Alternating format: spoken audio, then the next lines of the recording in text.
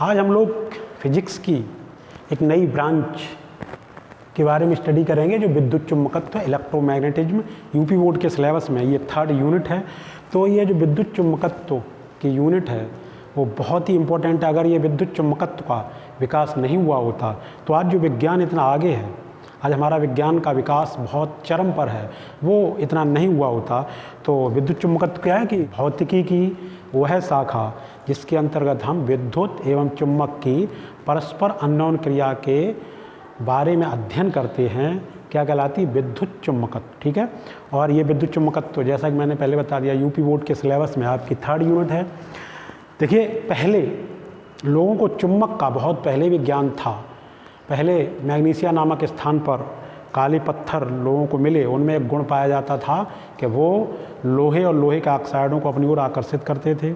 Magnesia नामक स्थान पर पाए जाने के कारण उसका नाम मैग्नेट पड़ा और जिसका हिंदी रूपांतरण क्या है? चुम्बक। लेकिन बहुत पहले लोगों को विद्युत और चुम्बक के बारे में, परस्पर अन्योन्य क्रिया के बारे में, विद्युत और चुम्बक का जो परस्पर संबंध है उसके बारे में ज्ञान नहीं था। सन 1820 ईस्वी में एक वैज्ञानिक हुए ऑस्टर्ड, तो उन्होंने अपना एक प्रयोग किया, ऑस्टर्ड का प्रयोग। वैज्ञानिक ऑस्टर्ड, ये ऑस्टर्ड हुए, ऑस्टर्ड का प्रयोग।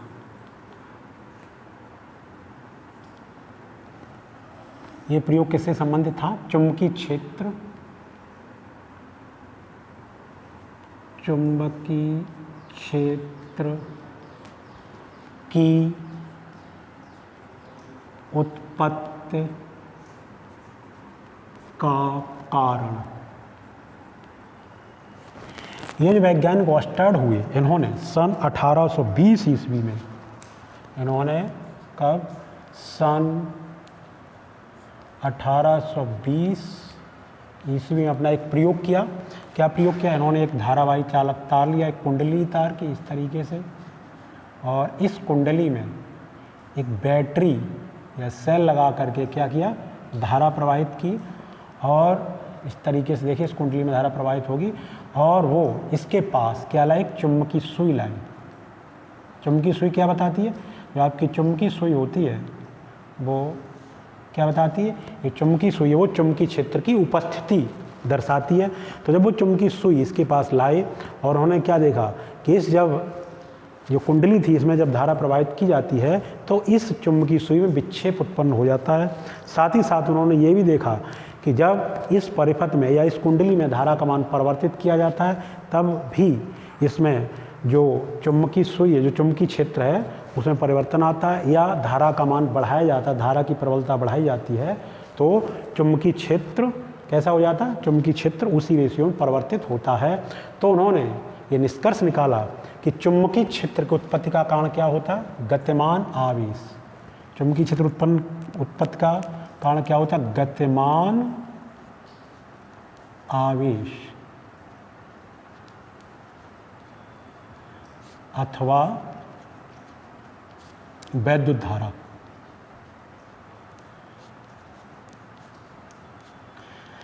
ये चुंबकीय क्षेत्र यहाँ पे उत्पन्न हुआ, वो किसके कारण हुआ? जब इस कुंडली में धारा प्रवाहित होती है तब। अगर कुंडली में धारा का प्रवाह बंद कर दिया जाए, ये सेल है, अगर कुंडली में धारा का प्रवाह रोक दिया जाए, बंद कर दिया जाए तो यहाँ पर इसके चारों ओर कोई चुंबकीय क्षेत्र नहीं उत्पन्न होता है। तो वैज्ञानिक ऑस्टर्ड ने ये निष्कर्ष निकाला कि चुंबकीय क्षेत्र की उत्पत्ति का कारण क्या होता है? गतिमान आवेश अथवा वैद्युत धारा। ऑस्टर्ड के इस प्रयोग से विद्युत और चुंबकत्व की एक नई शाखा का जन्म हुआ और विद्युत और चुंबक के परस्पर संबंध के बारे में अध्ययन किया जाने लगा और हमारी ये नई शाखा का जन्म हुआ जिसे हम लोग क्या कहते हैं? विद्युत चुंबकत्व। ठीक है।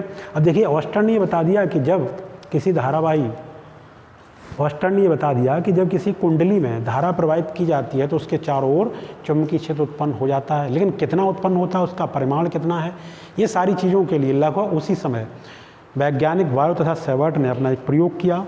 उसके आधार पर देखिए, इसके बाद वैज्ञानिक वायु सेवर्ट ने, फिर इसके बाद मैं इसको थोड़ा साफ कर दूं, चलिए हो जाएगा काम। वायु तथा सेवर्ट नियम, बायो सेवर्ट नियम।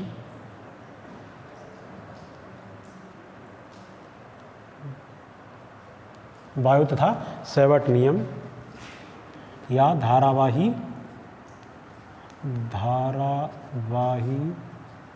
चालक के कारण उत्पन्न चुंबकीय क्षेत्र, उत्पन्न चुंबकीय क्षेत्र। देखिए लगभग उसी समय सन 1820 के आसपास ही वैज्ञानिक बायो सेवर्ट नाम एक प्रयोग किया और उस प्रयोग के आधार पर उन्होंने क्या निष्कर्ष निकाला, क्या प्रयोग किया, उन्होंने एक धारावाही चालक तार लिया। धारावाही चालक तार का मतलब जिसमें धारा प्रवाहित हो जाए, ये उनका एक धारावाही चालक तार है। और इस तार में ये आई धारा मान लीजिए प्रवाहित हो रही है, तो उन्होंने ये देखा कि इस चालक तार के किसी खंड में बहने वाली धारा, ये चालक का ये खंड है, इसकी लंबाई हम dl मान लेते हैं, इस खंड में बहने वाली धारा, तो इसको क्या बोलेंगे, इसको धारावाही अल्पांश बोलेंगे। तो इस धारावाही अल्पांश के कारण इससे स्मॉल r दूरी पर किसी पॉइंट P पर उत्पन्न चुंबकीय क्षेत्र की तीव्रता के बारे में उन्होंने अध्ययन किया। ठीक, बायो सेवर्ट ने क्या बताया, बायो सेवर्ट ने देखा कि जब एक धारावाही चालक लिया उन्होंने, उस धारावाही चालक में धारा प्रवाहित की और उसके किसी अल्पांश की धारा के कारण, इसका ये धारावाही अल्पांश कितना, ये अल्पांश इस तार का हमने छोटा सा भाग लिया dl, पूरी लंबाई l है तो छोटा सा भाग हम dl कह सकते हैं। तो इस dl भाग की धारा, इस भाग में जो धारा होगी dl भाग में, उसको क्या बोलोगे, धारावाही अल्पांश। इस धारावाही अल्पांश के कारण इससे r दूरी पर किसी पॉइंट P पर जो उत्पन्न चुंबकीय क्षेत्र है वो कितना होता है। तो देखिए उन्होंने क्या बताया कि उत्पन्न चुंबकीय क्षेत्र P पॉइंट पर जो उत्पन्न चुंबकीय क्षेत्र है वो निम्न कारकों पर निर्भर करता है। किस पे निर्भर करता है। नंबर 1, यह अल्पांश की लंबाई, अल्पांश की लंबाई कितनी, dv, जो चुंबकीय क्षेत्र है उसको हम dv, चूँकि अल्पांश के कारण निकाल रहे, बहुत कम लंबाई के चुंबकीय क्षेत्र भी यहाँ पर बहुत कम उत्पन्न होगा। तो उन्होंने बताया कि उत्पन्न चुंबकीय क्षेत्र dv ये अल्पांश की लंबाई के अनुक्रमानुपाती होता है, यानी dl proportional to dv proportional to dl। First part उन्होंने बताया। ठीक, सेकंड पार्ट उन्होंने क्या बताया कि इस धारावाही चालक के इस अल्पांश के कारण जो उत्पन्न चुंबकीय क्षेत्र P पॉइंट पर है वो धारा के अनुक्रमानुपाती होता है। ठीक, इसके बाद देखिए नंबर 3 उन्होंने ये बताया कि धारावाही इस अल्पांश को उस बिंदु से मिलाने वाली रेखा के बीच बने कोण की ज्या के अनुक्रमानुपाती होता है, जो चुंबकीय क्षेत्र dv proportional to sine theta. ठीक है, क्या बताया, इस अल्पांश, इस धारावाही अल्पांश के कारण यहाँ पर जो चुंबकीय क्षेत्र उत्पन्न होगा वो कितना होगा, वो चुंबकीय क्षेत्र इस पॉइंट को धारावाही अल्पांश से मिलान रेखा के बीच बने कोण की ज्या के अनुक्रमानुपाती होगा। और उन्होंने ये बताया कि उत्पन्न चुंबकीय क्षेत्र अल्पांश और उस बिंदु के बीच की दूरी के वर्ग के व्युत्क्रमानुपाती होता है। ठीक, ये उन्होंने अपने प्रयोग के आधार पर ज्ञात किया वैज्ञानिक बायो तथा सेवर्ट ने। ठीक, तो हम इसको इन सभी को एक बार में इकट्ठा मिला दें तो देखिए आप क्या आ जाएगा, यह आ जाएगा dv proportional to I dl into sine theta upon r square. ठीक है, ये I क्या है, धारा है, dl क्या है, अल्पांश है। तो हम देखेंगे यहाँ से dv ये आ गया आपका है। अगर ये जो धारावाही चालक तार है अगर वो वायु निर्वात में रखा जाए तो यहाँ पर जो प्रोपोर्शनल साइन है वो आ जाएगा dv equal μ0 upon 4 pi into I dl sine theta upon r square. ठीक है, ये आ गया आपका धारावाही, ये जो धारावाही चालक है इसके इस अल्पांश के कारण इस P पॉइंट पर इतना चुंबकीय क्षेत्र उत्पन्न होगा, जबकि ये जो चालक तार है वो कहाँ रखा है, वायु निर्वात में। यहाँ पे देखिए जो μ0 आया है, जहाँ μ0 को वायु या निर्वात की चुंबकशीलता कहते हैं। चुंबकशीलता, वायु निर्वात की चुंबकशीलता कहते हैं। क्यों? ये धारावाही चालक तार ये हवा में चुंबकीय क्षेत्र उत्पन्न कर रहा है, तो ये वायु निर्वात की क्या हो गई? चुंबकशीलता हो गई। और देखिए इसका जो मान होता है ये μ0/4π, ये μ0/4π इसका मान होता है 10⁻⁻⁷ न्यूटन पर एम्पियर स्क्वायर। 10⁻⁻⁷ न्यूटन पर एम्पियर स्क्वायर, ये μ0 का मान होता है, जो कि वायु निर्वात की क्या है? चुंबकशीलता है। और हम लोग इसकी जो है क्या निकाल सकते हैं? इसके लिए भी सूत्र निकाल सकते हैं। ठीक, तो देखिए हमने क्या देखा, इस धारावाही चालक के इस अल्पांश के कारण ये धारा आ गई, इस अल्पांश के कारण। ठीक है, अगर हम इसको सदिश रूप में लिखें, देखिए इसका सदिश रूप क्या हो जाएगा?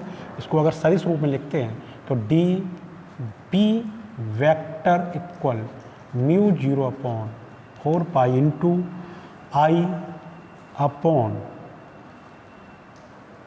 आई को बाहर करते हैं, और देखिए इसको लिखते हैं D L vector cross R vector upon R cube. ठीक है, ये आ गया आपका, इसका सदिश रूप आ गया। कैसे? हम इसको खोलेंगे, D L vector cross R vector.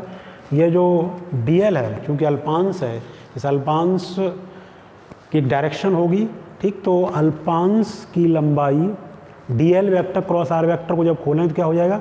D L into R sine theta, तो आर से एक पावर कट जाएगी तो आ जाएगा μ0/4π I D L sine theta upon R square. ठीक है, ये सदिश रूप में हो गया। और देखिए इसके बाद अगर हम, ये तो हमने अल्पांश के, ये जो अल्पांश इसकी धारा के कारण इस पॉइंट पर चुंबकीय क्षेत्र ज्ञात कर लिया। अगर पूरे चालक के कारण इस पॉइंट पर चुंबकीय क्षेत्र हम पता करें तो संपूर्ण चालक के कारण चुंबकीय क्षेत्र कितना आ जाएगा? संपूर्ण चालक के कारण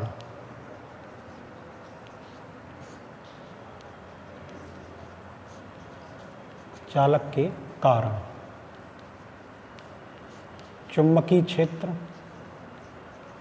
संपूर्ण चालक के कारण आप देखिए कितना चुंबकीय क्षेत्र हो जाएगा। हमने इस भाग के कारण चुंबकीय क्षेत्र पता कर लिया। ऐसे हम पूरे चालक को बहुत सारे छोटे छोटे भागों में से मिलकर बना हुआ मान सकते हैं।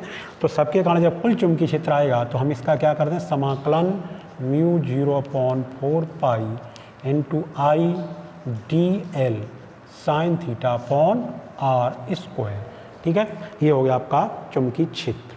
तो ये बायो-सैवर्ट का नियम बहुत अच्छा है, निश्चित रूप से परीक्षा में आता है। तो आप लोग ये बायो-सैवर्ट का नियम या बायो-सैवर्ट का सूत्र, ये जो है वो, इस समीकरण को क्या कहते हैं? बायो-सैवर्ट का नियम या बायो-सैवर्ट का सूत्र। इसको आप इस तरीके से तैयार करेंगे, किस तरीके से बायो-सैवर्ट ने बताया कि किसी धारावाही चालक के कारण किसी बिंदु पर चुंबकीय क्षेत्र कितना उत्पन्न होता है। ठीक है, इसका देखिए यहाँ पर μ0 ये क्या है? वायु निर्वात की चुंबकशीलता है। इससे पहले हम लोग निर्वात की वैद्युतशीलता, निर्वात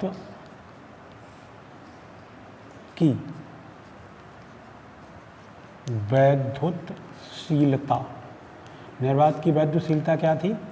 ε0 एवं चुंबकशीलता निर्वात की क्या है? चुंबकशीलता μ0 में संबंध। इनके बीच में हम लोग रिलेशन देखेंगे, हम लोग संबंध देखेंगे, इनमें क्या संबंध होता है। तो देखिए हम पहले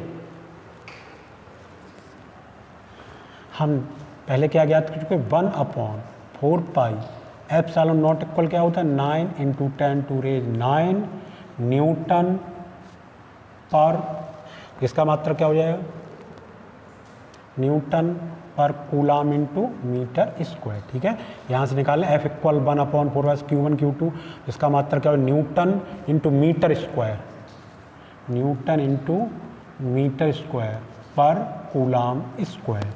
ठीक है, ये इसका मात्रक हो गया 1/4π0 equal 9 into 10⁻⁹ newton into metre square पर कूलाम स्क्वायर।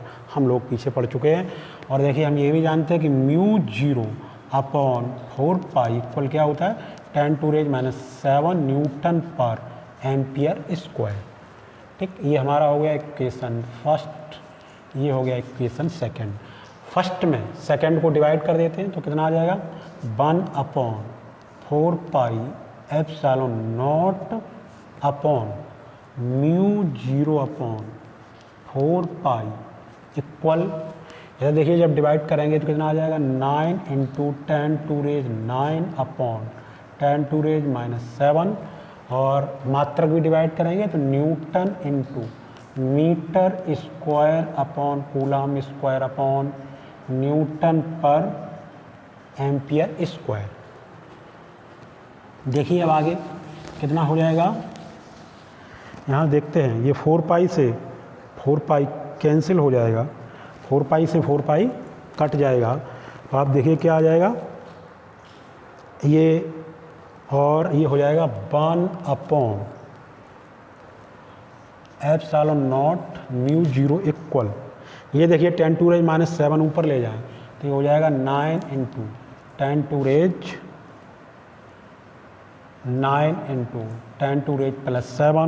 और मात्रक देखिए न्यूटन से न्यूटन कट जाएगा और एम्पियर स्क्वायर ऊपर जाएगा तो क्या हो जाएगा ampere square metre square upon coulomb square.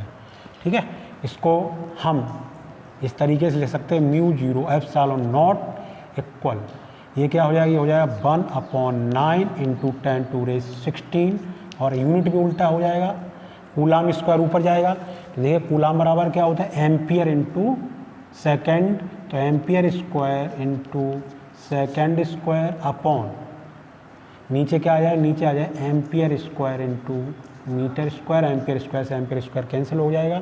तो देखिए आप हम इसको लिख सकते हैं μ0/ε0 इक्वल 1/, देखिए इसको लिखते हैं 3 इंटू 10⁸, तो 3 इंटू 10⁸ ये किसकी वैल्यू होती है, c का मान होता है प्रकाश का वेग, तो ये c स्क्वायर हो जाएगा। और मात्रक आप देखिए यहाँ से सेकंड को नीचे ले जाइए तो क्या मात्रक हो जाएगा metre square upon second square. ठीक है, तो ये एक संबंध आ गया μ0/ε0 का मान किसके बराबर हुआ, μ0/ε0 की जो वैल्यू है वो किसके बराबर हुई, यहाँ देखिए μ0/ε0 इक्वल 1/c²। ठीक है, तो बहुत बार ये एग्जाम पूछा जाता है कि μ0/ε0 की वैल्यू निम्न में से किसके बराबर होती है, तो μ0/ε0 इक्वल 1/c², या हम इसको ऐसे लिख सकते हैं √μ0/ε0 इक्वल 1/c, ये भी लिख सकते हैं।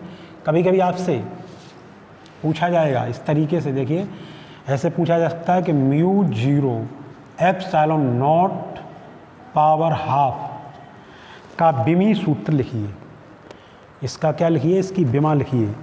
ठीक, तो कैसे विमा लिखो, देखो आप √μ0/ε0 इक्वल 1/c, तो c प्रकाश का वेग है, वेग का मात्रक क्या है यहाँ पे लिखो मीटर पर सेकंड, सेकंड ऊपर चला जाएगा सेकंड पर मीटर और उसकी विमा लिख देंगे। अगर वो यहाँ कहता है माइनस μ0/ε0 पावर -1/2 की विमा लिखिए, तो जब माइनस होगी तो c ऊपर चला जाएगा तो मात्रक क्या हो जाएगा मीटर पर सेकंड। ठीक, तो उसकी विमा लिख देंगे। ठीक है, तो ये आपका हो गया। ठीक है, ओके। तो ये μ0/ε0 के बीच में एक रिलेशन आ गया। ठीक है, तो ये रिलेशन इम्पोर्टेंट है। आज की वीडियो क्लास में हम लोग इतना ही करेंगे।